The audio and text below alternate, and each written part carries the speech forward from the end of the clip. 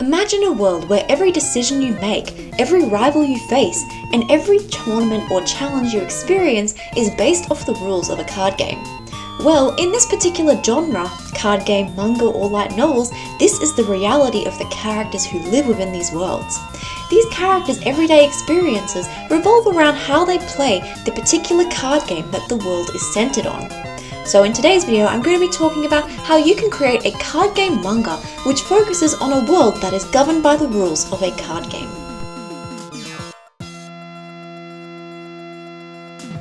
So when we're looking at card game manga, we're looking at series like Yu-Gi-Oh! Or Card Fight Vanguard. These are manga which is based off a unique card game that is created for the story itself. When you begin creating your card game manga or webcomic, you really want to think about how you can create a game that helps you to present your story. When you're creating a card game manga, you want to start with the card game because the story is revolving around the game. Now, when doing this, you don't necessarily need to think of the entire rules of the game or create the entire game. You just need to start with a few simple rules and a few simple designs to get you started. So the main things you want to think about when you begin creating the card game are the goal, so how does someone win? The turn structure, so what do players do each turn? The card types, such as the categories, and the resource system, whether it be mana, life points, or the deck itself. So, to give an example of this, if we look at a game like Uno, the goal is to be the first to remove all your cards. Players must match the top card on the pile by color, number, or symbol, and if a player cannot match, then they must draw a card from the deck. There are different colors and numbers on the cards, and there is a point system, but most people just play simply to win individual rounds. So this is a really simple example, and it's obviously really different from other card game series, but you can use this structure for any card game system. When we're looking at something like Yu-Gi-Oh! Or Card Fight Vanguard, usually the cards themselves have a specific monster or creature that is summoned when the character uses the card, and this creates really epic turn-based battle scenes. For additional help with this, you may want to look at traditional JRPG turn-based strategy games, where this particular system is commonly also used when creating card game manga or comics. So the next thing we want to look at is card design, because since you're creating a manga based on a card game, the visual design is important. You want to create consistency for all the cards in your series. A good card will usually include the card name, or the name of the creature that's on the card, the artwork itself, which will usually take up most of the space on the card, the level or the damage points, and a short description of the ability. Use color coding to help distinguish different categories of cards. Also create special or rare cards, cards that stand out among the rest with a unique ability, skill, or memorable artwork.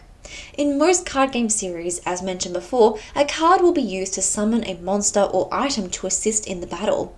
So it could be an actual creature that appears when the character uses the card, or it could be a mythical sword or other item that helps them in the fight with their opponent. Therefore, the design really should keep this in mind and think about how you could create something that would look really cool in the midst of this turn-based battle scene. Now you also want to design your cast around the card game. In a card game manga, the world is typically based around the game, so each of your main characters should have a different way of playing. Now, I know that it's not necessarily like Yu-Gi-Oh! Or Card Fight Vanguard, but I think a very good example of this is in Chihaya Furu, which is actually based off a real card game called Ogura Hyakunin Ishu, or 100 Poems by 100 Poets, and it gives a good example of play styles. Each character has a different way of playing the game. Some are strategic, some play with a really fast pace, and some enjoy the poetry more than the competition. So your characters should be similar. So this should not only be in the way they play the card game, but also in the character's appearance. So to give an example, your protagonist may play with a particular card category. They may focus on that category most, or they may have a slower and more balanced play style. Whereas the villain may be more fast-paced and fight with stronger cards.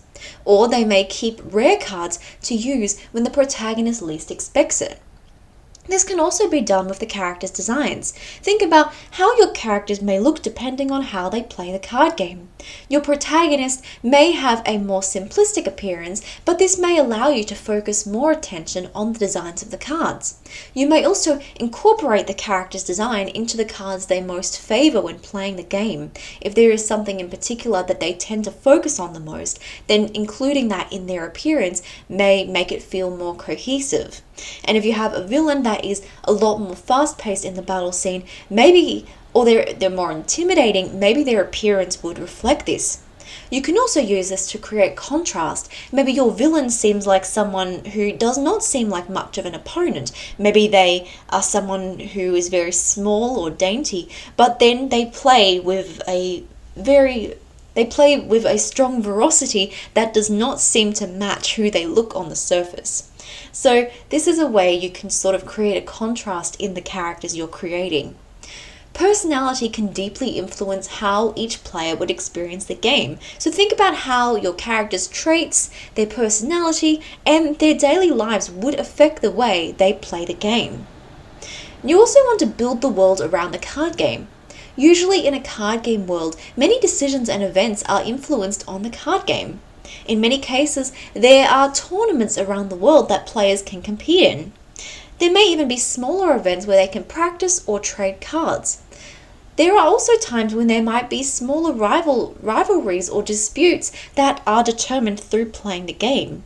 Consider whether only certain people can play or summon monsters with the cards, which may influence society in your world or create rifts between people who are unable to play the game. You also want to create dramatic battle scenes. The battle scenes are one of the most important focuses, which is why I recommend checking out old school JRPG games, because a lot of these focus on the turn-based battle system, and these are one of the things that influence a lot of these card game battle scenes. When you're creating card game battles, they should follow this structure. So first of all, you have the introduction. You begin by revealing the main character's deck, but not necessarily the opponents to keep things mysterious. Then 2, you have the strategy. You reveal the main character's strategy or inner thoughts as they are playing the game. Then 3, you have the counter. The opponent counters in an unexpected way. What will the other player do? Usually the strategy and counter may repeat a few times. You want to focus on the unexpected. You want to make the audience keep guessing what will happen until the very end. And then 4, you have the twist. One of the players fights back with an unexpected strategy. And 5, you have the finale. The other player has an unexpected card and fights back, winning the battle in a strategic way. Now, of course, this can change from time to time, so battles don't feel repetitive, but try to think of what would make an interesting strategy. You want to keep readers trying to figure out what will happen, but being unable to guess what will happen next. So you want to make it seem like something is going to happen, but then turn the battle around in an unexpected way. When designing a card game manga, you may feel slightly overwhelmed by thinking about all of the possibilities, and especially in creating a complex card game system. However, when you begin creating it for a manga or webcomic, it's important to note that simplicity is key. You might think you need a complex system, and you can create this if you want to, but it is better to start simple and build from this. Know your card categories and create about 20 to 30 cards. And you don't even need to design all of the cards if you don't intend to show them. Just make sure you write them down and know what is on each card, so you can have that as a reference for when you do potentially draw them in a manga or webcomic. I would recommend creating different categories. So to give an example, they might be based off the elements: fire, water, earth, and air. This is a really classic example, so I recommend being a bit more unique than this, but that is to give an example of how you can base them into categories. So turn them into categories and design about 20 and 30 cards altogether. So create the basic rules as mentioned in part 1 and reveal it slowly through the game. So you just need the basic rules, you need some simple card designs, and you just need to reveal them slowly. Now, to make this more simple for creating a manga or a webcomic, I would recommend drawing a few base card designs. So have them aside as a reference. This is particularly helpful if you're doing this digitally. And then you can just include the image of the card. You don't need to draw it from scratch every single time you include it in your story. And this can help you to be a lot more consistent with your card designs. So when you are creating these card game scenes and you're revealing it through the story, you want to avoid info dumping it at the start. Too much information may be really overwhelming, and you don't need to have all of the rules at the beginning. You say, here's the card game and here's all the rules. That might seem overwhelming to a new reader. Instead, many card game series show their character learning at the beginning, almost like a tutorial. Reveal it through the course of a match, not before it, and in showing it during the match, readers can learn how the card game system works without necessarily being overwhelmed with too much information. So we've now talked about the design of your cards and how it would work in the world of your card game manga. The main thing I want to talk about is that every duel you have should have a goal. So when your character is fighting an opponent, whether it's for a smaller dispute or for a tournament, give them a reason to fight. Every duel should have a purpose, and this makes whether or not the characters win more important. When your character has a purpose behind what they're doing, your readers will be on the edge of their seats, wondering which character is going to win. Don't just give your protagonist a goal, give their opponent a goal as well. Both characters should have their own reasons for wanting to win the battle, and this will make it more important when a particular character does win. So when you are creating your very first card game, manga or webcomic, these are the basic rules that you really need to focus on.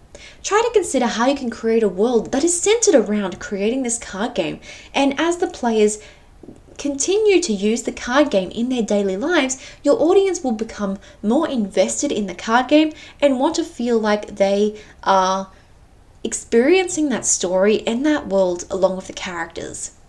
So thank you for joining me in today's video, everyone. I really hope you enjoyed it. If you did, please let me know in the comment section down below. Let me know what kind of card game system and card game story you're creating, because I would love to hear your thoughts, and I'm sure others would love to hear your thoughts too.